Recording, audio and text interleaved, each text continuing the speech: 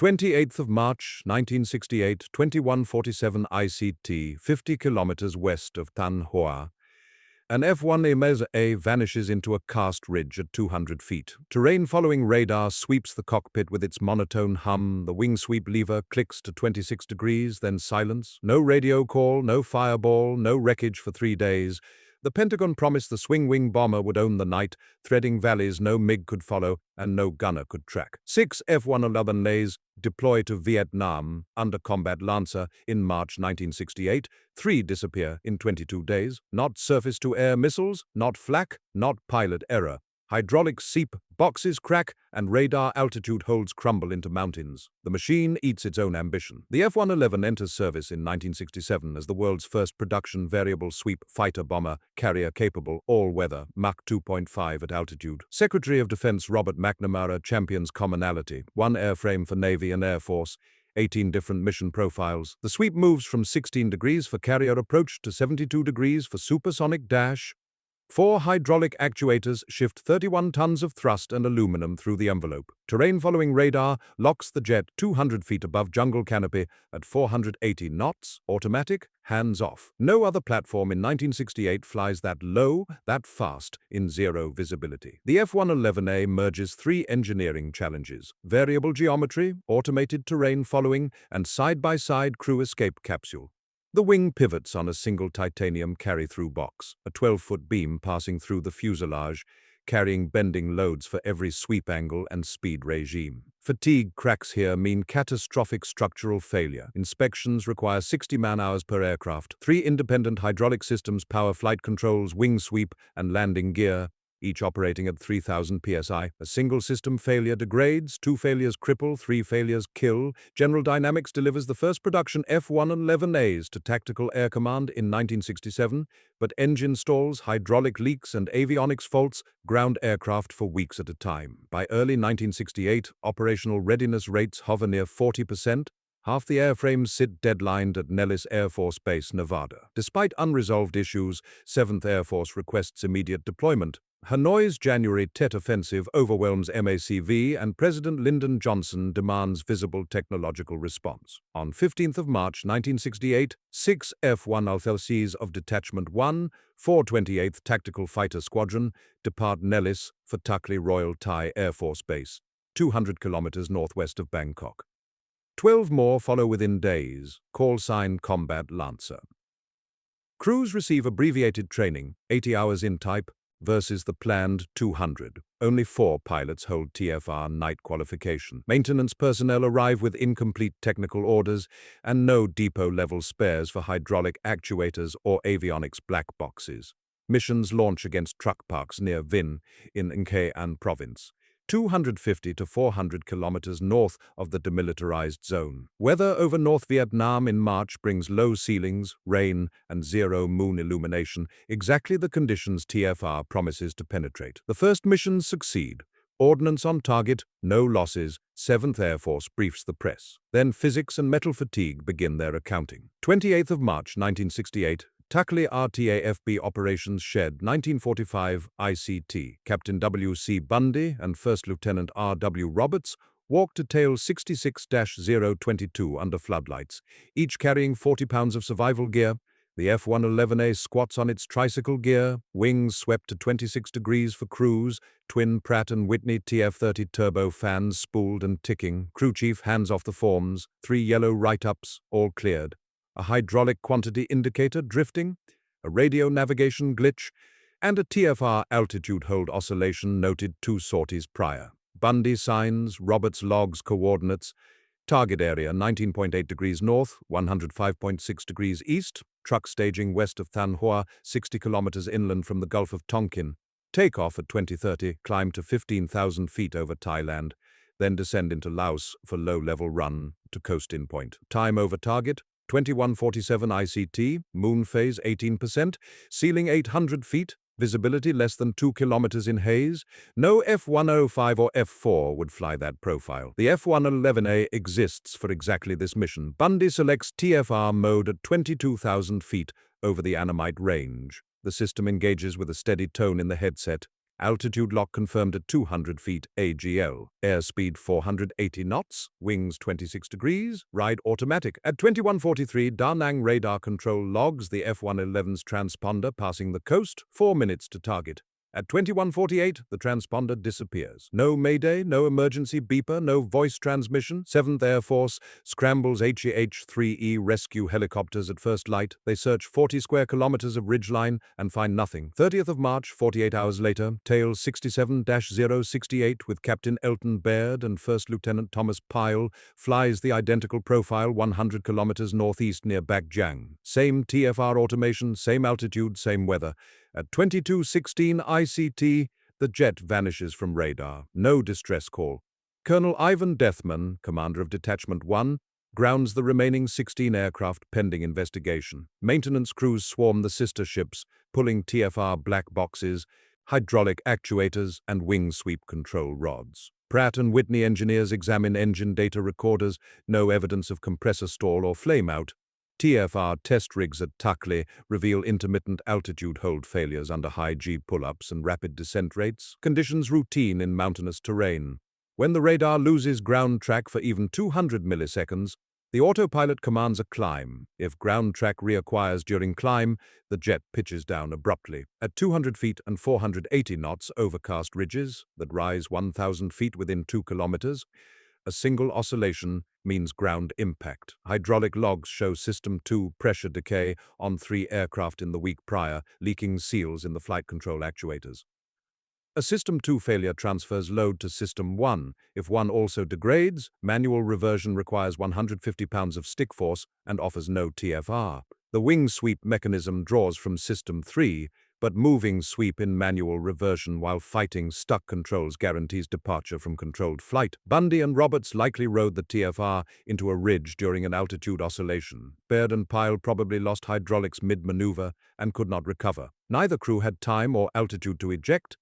The escape capsule requires 2,000 feet minimum for chute deployment. On 15th of April, 7th Air Force releases a terse statement. 2 F-111As lost to unknown causes under investigation. Kong An Nan Dan, North Vietnamese Public Security, recovers wreckage from both crashes in May 1968. Post-war analysis confirms no missile or anti-aircraft damage. The aircraft performed as advertised when everything worked. When it didn't, there was no plan B at 200 feet. General William W. Momia, 7th Air Force Commander, orders combat Lancer aircraft restricted to altitudes above 5,000 feet, negating the TFR advantage. We cannot risk more aircraft until the system reliability matches the mission concept. On 22nd of April, tail 67-078 flies a medium-altitude strike into Nay An Province. No TFR, no terrain masking. Post-strike, the aircraft suffers flight control failure during descent into Takle. The crew initiates ejection at 8,000 feet. Capsule separates successfully. Both men survive, but the jet cartwheels into a rice paddy 15 kilometers south of the base. Crash investigation finds a cracked piston rod in the horizontal stabilizer actuator, metal fatigue, not combat damage. 3 combat losses in 22 days, 0 enemy kills. On 23rd of April 1968, Secretary of the Air Force Harold Brown suspends Combat Lancer and orders all F-111As back to the United States. The swing-wing bomber was meant to rewrite night warfare, not enemy guns, but engineering immaturity. The tone in the headset promised safety. The red X on the forms told the truth. Back at Nellis, engineers pulled data from the surviving jets and discover the pattern. TFR altitude oscillations occur on 70% of low-level runs. Hydraulic System 2 degradation appears within 150 flight hours. Wing sweep actuator binding under high G loads is universal. Every technical issue flagged during test flights at Edwards Air Force Base remains unresolved in operational aircraft. The Air Force pushed Combat Lancer to prove the F-111 concept. Instead, Combat Lancer proved the engineers' warnings. McNamara's commonality vision, one jet for all missions, collapsed under the weight of immature systems rushed into combat. By June 1968, congressional investigators demand answers. How does a $7.4 billion program lose 3 aircraft in 3 weeks to mechanical failures? The answer is simple.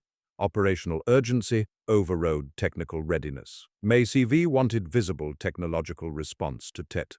The Pentagon wanted to justify billion-dollar investments. The engineers needed another 18 months. Leadership ignored the engineers and paid in blood. In classified debriefs, Deathman tells Tactical Air Command the brutal truth.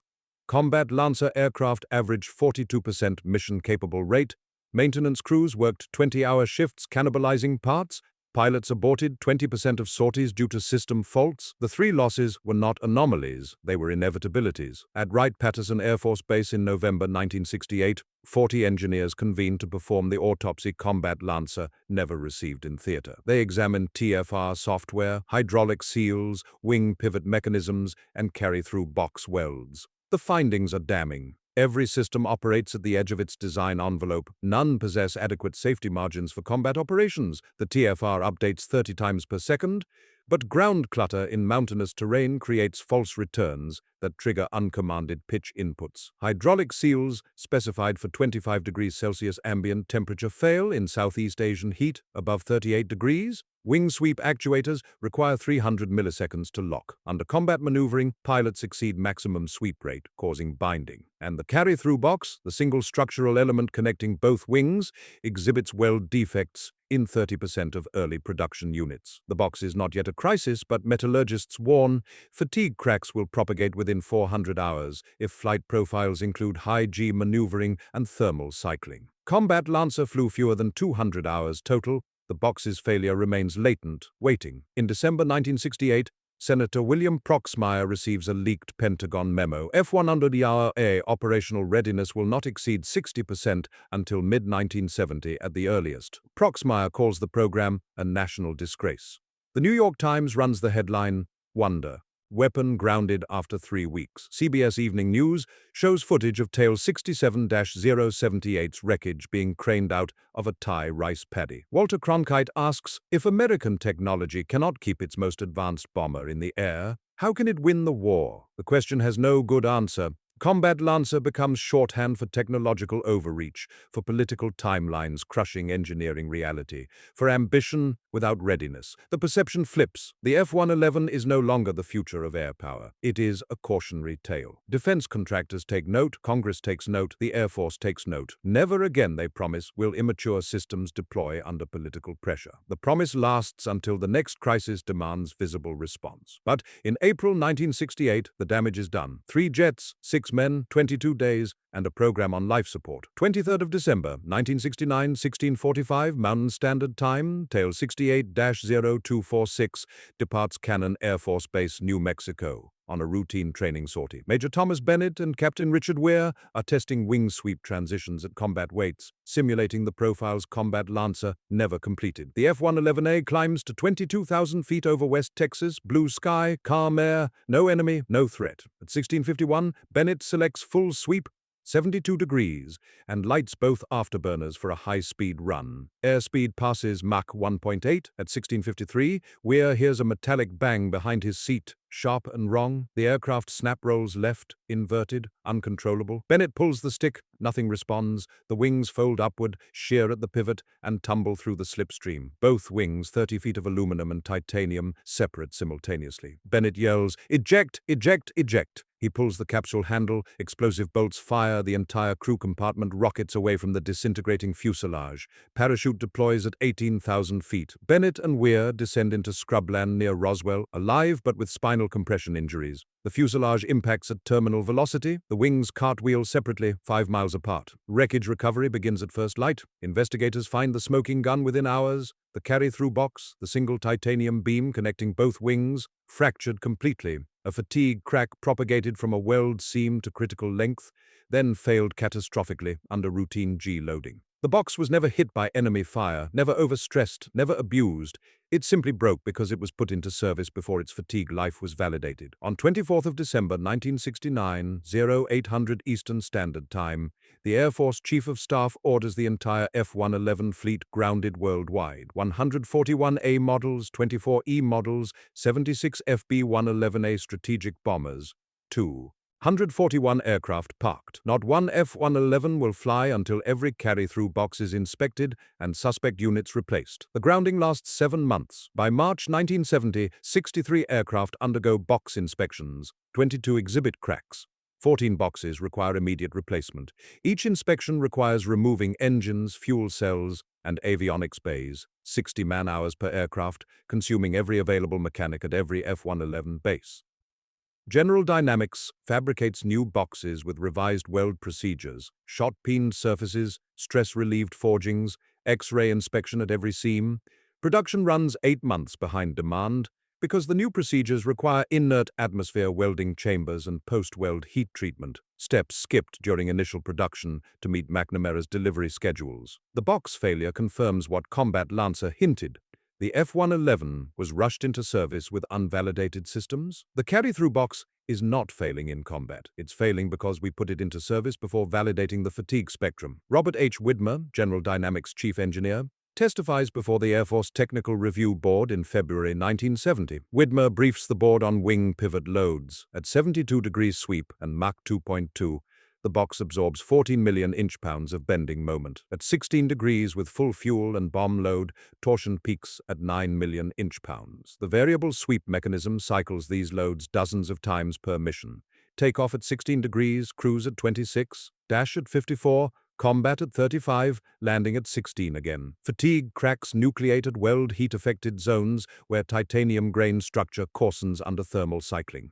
The Air Force specified titanium for weight savings, but welding titanium to aerospace tolerances requires procedures General Dynamics only perfected after production began. Early production boxes exhibit weld porosity and incomplete fusion in up to 30% of joints. Non-destructive inspection catches some flaws, but eddy current probes cannot penetrate the full depth of 1.5-inch thick titanium forgings. The box was designed for 8,000 flight hours. Early units cracked at fewer than 400 hours. The gap between design intent and manufacturing reality killed Bennett and Weir's jet, and could have killed dozens more. In June 1970, Senator Proxmire convenes public hearings on F-111 program costs. Total expenditure reaches $7.4 billion for an aircraft that flew 3 weeks of combat, grounded an entire fleet, and killed more American crews in peacetime testing than in combat. We accepted an immature design under political pressure. The engineers told us the risks, we flew anyway. The admission is stunning. A 4-star general, under oath, confirms that leadership ignored engineering warnings to meet political timelines. Proxmire asks, how many men died because the Pentagon needed a press release? Ryan does not answer directly, but the record speaks. 6 men in Combat Lancer, 2 more in the box failure, and another 8 in test flights between 1967 and 1970. 16 deaths, 0 combat victories. The Government Accountability Office releases its own report in August 1970, Status of the F-111 Aircraft Program. The report catalogues more than 200 technical deficiencies still unresolved. Engine stall under G-load, avionics cooling failures, TFR altitude hold drift, inlet control anomalies, and most damning, carry-through box fatigue. No aircraft in history entered operational service with so many critical systems in a state of flux. The GAO recommends halting further production until all deficiencies are resolved. Congress threatens to kill the program entirely. General Dynamics and the Air Force fight back. The issues are fixable, they insist. The design is sound, only the schedule was wrong. They are correct, but the damage is done. Public perception of the F-111 shifts from technological marvel to expensive failure.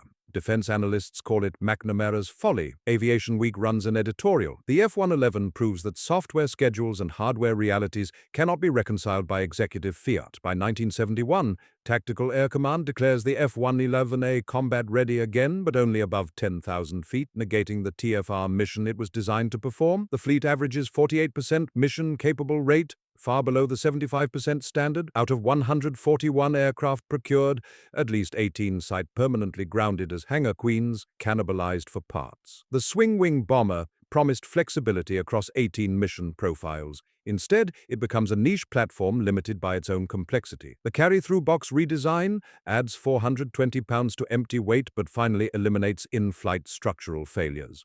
Hydraulic system upgrades double actuator seal life from 200 hours to 450 hours.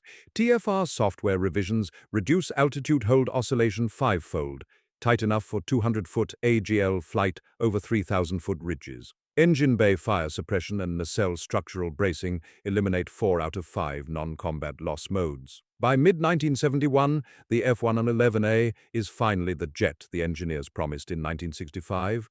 But it took 3 years. 16 deaths, 7 months of grounding, and a political firestorm to get there. The perception flip is complete. The F-111 is no longer the future. It is a lesson in what not to do. Combat Lancer proved the jet was immature. The box failure proved leadership was reckless. Not enemy action, but single-point structural failure and schedule-driven negligence. While the F-111 fleet sits grounded in 1970, war continues in Southeast Asia. F-4 Phantoms and A-7s. Corsairs fly the missions the F-111 was meant to own: night interdiction, low-level strike, precision bombing in all weather. They do it at higher altitudes with greater losses and with less payload efficiency, but they do it because their systems work. Between 1970 and 1972, 7th Air Force loses 92 F-4s over North Vietnam, 1.2% sortie loss rate. The F-111A, had it deployed, might have cut that rate to 0.2%. But only if the jet stayed airborne. In 1972, Hanoi changes the calculation. On 30th of March 1972, North Vietnamese forces launched the Nguyen Hue Offensive, 13 divisions, 600 tanks, 400 artillery pieces across the demilitarized zone into Quang Tri Province. MACV Commander General Crichton Abrams requests immediate air interdiction. President Richard Nixon authorizes Operation Linebacker 1, unrestricted bombing of North Vietnam above the 20th parallel, including Hanoi and Hai Phong.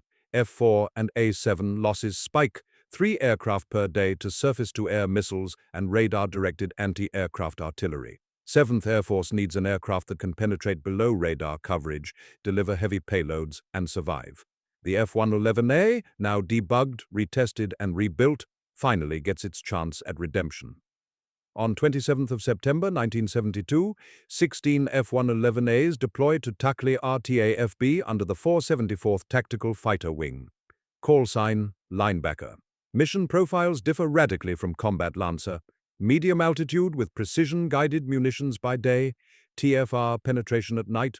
Crews average 300 hours in type, 4 times Combat Lancer experience. Maintenance personnel bring full spares packages, depot-level test equipment, and technical orders revised from 2,400 pages to 6,800 pages. Every lesson from Combat Lancer and the box failure is baked into the deployment. This time, readiness matches capability. This time, the engineers had their 18 months. This time, physics obeys. 27th of September 1972, 22:30 ICT, 6 F-111As launched the first post-modification night strike against Yen Bai Rail Yard, 120 kilometers northwest of Hanoi. TFR altitude lock holds at 200 feet through the Red River Valley. Wings sweep through 26 degrees for cruise, 35 for combat dash, back to 26 for egress. All aircraft release ordnance on target, all aircraft egress without damage. Strike photography confirms 6 spans dropped on the main bridge, 2 locomotives destroyed, and 0 defensive reaction. The jets ran below radar horizon the entire ingress. For the first time since Combat Lancer, the F-111A performs exactly as designed. Over the next 60 days, the 474th flies 280 sorties, 190 at night, against petroleum storage, rail yards, and truck parks. No losses to enemy action. 2 aircraft abort with hydraulic faults, both recover safely. Exactly the outcome redundant systems were designed to provide. We're finally flying the airplane the engineers promised in 1965. The TFR works. The jet doesn't break. That's revolutionary. Lieutenant Colonel Edward Basket, 474th Tactical Fighter Wing, debriefs after a successful Hanoi strike. On 24th of October 1972, 4 F-111As strike Bac Mai storage complex on Hanoi's eastern outskirts. Night ingress, 200 feet over populated areas, 0 moon illumination. SA-2 surface-to-air missile radars never acquire them. The jets run below radar horizon until weapons release at 12,000 feet. Post-strike bomb damage assessment credits 12 direct hits on hardened storage bunkers. No aircraft damaged. F-4 Phantom crews required Wild Weasel SAM suppression and chaff corridor support to hit the same targets by day. The F-111A does it alone, at night, with TFR, between September 1972 and January 1973. The 474th flies 4,030 sorties, 3,150 at night, and loses 6 aircraft. 4 losses to structural failure. Engine nacelle fatigue, not carry-through cracks. 1 to SAM, 1 to operational causes still classified. Sortie loss rate, 0.15%, the lowest of any strike aircraft over North Vietnam. F-4, Phantom loss rate in the same period, 1.2%. 8 times higher. The F-111A's payload per sortie averages 24 Mach 82 500-pound bombs, double an F-4's load. Total tonnage delivered by 16 F-111As, 21,600 tons, equivalent to 120 F-4 squadrons flying the same duration. The swing wings that cracked and killed in 1969 now cycle flawlessly through 20 sweep angles per mission. The hydraulics that failed in Combat Lancer now hold pressure for 450 hours between seal replacements. The TFR that oscillated into mountainsides now maintains altitude within 8 feet at 200 feet AGL. The jet works, finally, completely, lethally. On 27th of January 1973, the Paris Peace Accords end American combat operations. The 474th stands down. Of 4,030 sorties, 3,985 release ordnance on target, 98.9% effectiveness rate. The same airframe that lost 3 jets in 22 days now logs 4,000 sorties in 16 months with 6 losses, only 1 to enemy fire. The difference, not new tactics, not different targets, but 18 months of engineering discipline between Combat Lancer and Linebacker. In March 1973, General John Vogt, 7th Air Force Commander during Khartoum. Linebacker testifies before the Senate Armed Services Committee. He presents strike effectiveness data. F-111As delivered more than double the F-4E's tonnage per sortie, 5.3 tons versus 2.2 tons. Night mission capability, F-111A 95%, F-4E 62% with radar bombing set, A-7D 48% visual only. Survivability in high-threat environments. F-111A best in class due to TFR terrain masking and speed. Senator Stuart Symington asks, if the aircraft is this capable, why deploy only 16 to the most intense air war since Korea? Because in 1968, we deployed 18 before they were ready. It took 5 years to rebuild credibility, Vogt replies. The answer encapsulates the F-111 paradox. Brilliant engineering, catastrophic program management, the technology was always correct, swing wings, terrain-following radar, automated night attack were accurate predictions of future air warfare. But the timeline was wrong. MACV wanted immediate visible response to Tet. The Pentagon wanted to justify $7.4 billion spent. The engineers needed another 18 months. Leadership ignored the engineers, deployed anyway, and paid in blood and credibility. Linebacker proved the F-111A concept. Combat Lancer had nearly destroyed it. The perception flips again. From wonder weapon to expensive failure to vindicated design. But the vindication comes too late to salvage the program's reputation or procurement numbers. Congress caps F-111A production at 158 airframes versus the original 1,200 planned for Tactical Air Command. The Navy already cancelled its F-111B variant in 1968, leaving the Air Force alone to absorb development costs. Total program expenditure from 1962 to 1973, $9.8 billion, making the F-111 the second most expensive combat aircraft program after the B-1 bomber.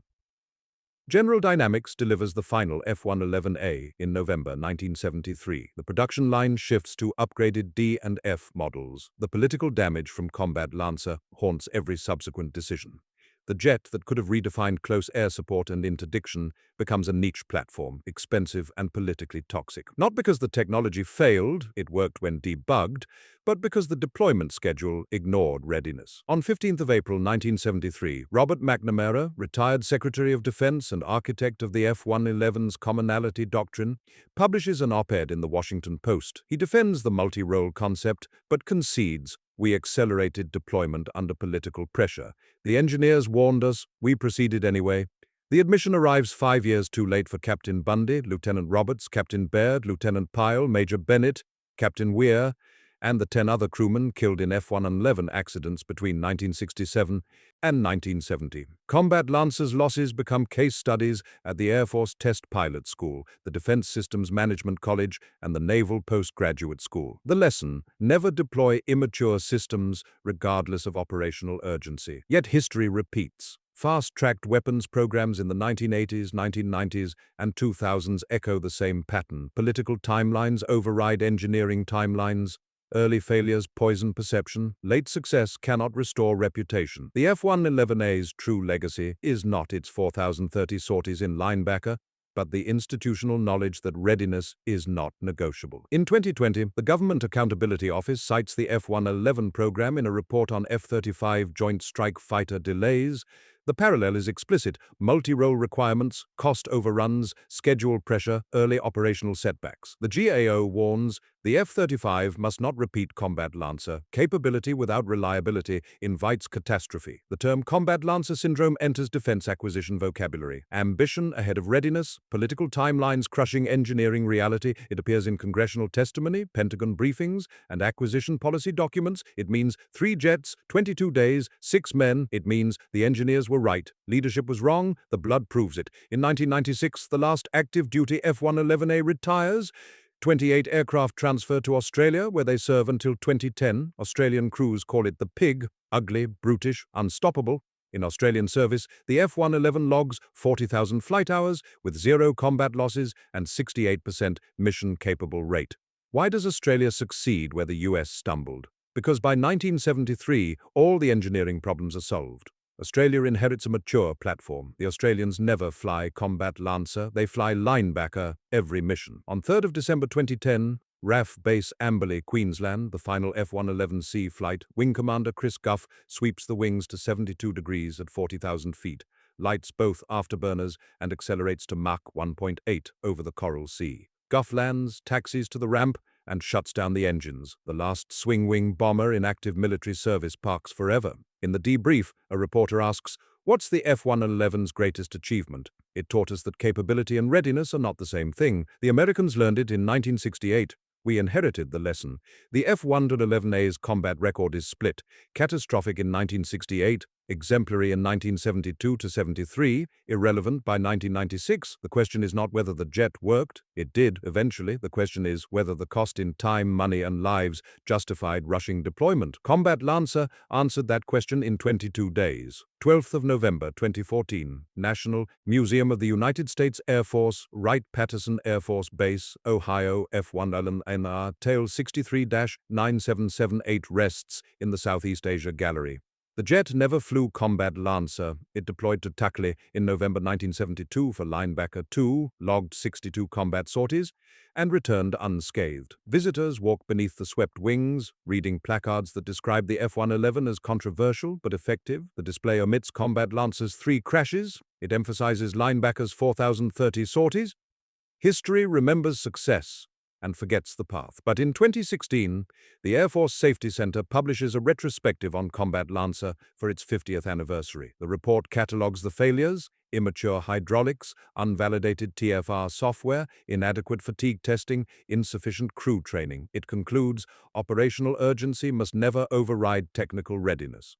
Combat Lancer violated this principle. Linebacker honored it. The lesson enters Air Force curriculum at every level: undergraduate pilot training, Test Pilot School, Air War College, Air Command, and Staff College. Combat Lancer becomes shorthand for deployment before readiness. The swing-wing concept dies with the F-111 and the Soviet Su-24. No modern fighter uses variable geometry, too heavy, too complex, too maintenance-intensive. Computer flight controls, advanced aerodynamics, and thrust vectoring replace mechanical sweep. Yet the F-111's core innovations endure. Terrain-following radar is standard in the B-1B Lancer, and Panavia Tornado, automated low-level penetration, defines modern strike doctrine. The technology succeeded, the schedule failed. Between 1973 and 1996, F-111As served primarily in Europe with the 48th Tactical Fighter Wing at RAF Lakenheath, United Kingdom, carrying tactical nuclear weapons for NATO contingency. They never again deployed to Southeast Asia. The Paris Accords and Vietnam's fall in 1975 closed that theater permanently. In 1983, the Air Force retires 48 early production F-111As, replacing them with F-111Fs, the ultimate variant with upgraded engines, digital avionics, and pave-tack laser designator pods. The F-111F proves itself in Operation El Dorado Canyon in 1986 and Operation Desert Storm in 1991. Logging 4,000 sorties in Desert Storm with 0 losses. But by 1996, rising maintenance costs and F-15E Strike Eagle availability drive the F-111's retirement. Of the 158 F-111As built, 23 are lost in accidents. 14.6% attrition, comparable to the F-4's 12%, but far worse than the F-15's 3%. The Combat Lancer debacle of 1968 casts a 28-year shadow. The jet that could have redefined close air support and interdiction becomes a niche platform, expensive and politically toxic. As of 2025, no F-111 remains in military service anywhere. Fewer than 30 survive in museums worldwide. Most were scrapped for titanium reclamation. In 2025, aerospace historians examine the F-111 program and find two contradictory narratives: technological triumph and programmatic disaster. Both are true. The F-111A was the first operational swing-wing jet, the first automated terrain-following attack aircraft, and the first platform to demonstrate night precision strike at scale. It was also one of the most expensive, politically controversial, and operationally delayed programs in Air Force history. Time, not technology, decided the F-111A's Vietnam legacy. Ambition launched Combat Lancer. Immaturity killed it. Engineering discipline salvaged Linebacker. History recorded both. 3 jets vanished in 22 days, not because the enemy was strong, but because the engineers needed 18 more months. Hydraulics leaked, TFR altitude lock drifted, carry-through boxes cracked, and crews died. Not because the technology was wrong. Swing wings, terrain-following radar, and automated night attack were correct predictions of future air warfare, but because the timeline was wrong. Massive wanted immediate visible response to Tet. The Pentagon wanted to justify billions spent. The engineers needed time. Leadership ignored the engineers, deployed anyway, and paid in blood and credibility. By December 1969, when the entire F-111 fleet grounded for carry-through box inspections, the program's survival hung by titanium welds. It survived because General Dynamics fixed the boxes. The Air Force rebuilt the training pipeline, and 7th Air Force demanded maturity before redeployment. Linebacker proved the F-111A concept. Combat Lancer had nearly destroyed it. The aircraft met its performance specifications. The schedule did not allow the aircraft to meet operational maturity before deployment. The question is not whether the jet worked. It did, eventually. The question is whether the cost in time, money, and lives justified rushing deployment. Combat Lancer answered that question in 22 days. 3 jets, 6 men, 0 combat kills, only engineering failures. The tone in the headset promised automation. The red X on the forms demanded time to test, time to fail safely, time to fix. Combat Lancer gave none, Linebacker gave all. The wing sweep lever clicks, the TFR hums, and the jet comes home when it's ready, not before. Physics, unlike politics, waits. In 2025, Combat Lancer syndrome describes any rushed weapon deployment. It means readiness is not negotiable. March 1968, capability deployed, readiness absent. 3 crashes, 6 dead.